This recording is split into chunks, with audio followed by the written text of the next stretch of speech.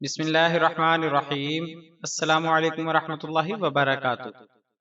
محکمہ موسمیات کی پیشن گوئی، محرم کا چاند کب نظر آئے گا؟ اسلام آباد محکمہ موسمیات نے محرم الحرام 1445 ہجری کے چاند سے متعلق پیشن گوئی کر دی۔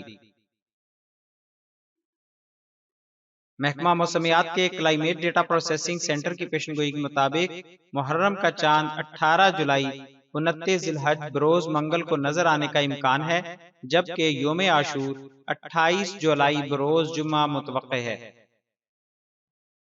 بیان میں مزید کہا گیا ہے کہ چاند کی پیدائش 17 جولائی کی رات 11:32 پر ہوگی اور اس دوران ملک کے بیشتر علاقوں میں بادل چھائے رہنے کا امکان ہے۔ غروب آفتاب شام 7:24 پر ہونے کا امکان ہے، جبکہ چاند رات 8 بجے طلوع ہو سکتا ہے۔ موسمیاتی ماہرین کا کہنا ہے کہ ملک کے کئی شہروں میں اس روز بادل چھائے رہنے کا امکان ہے۔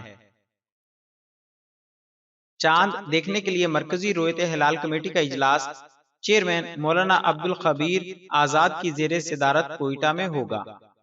جزاک اللہ خیرہ۔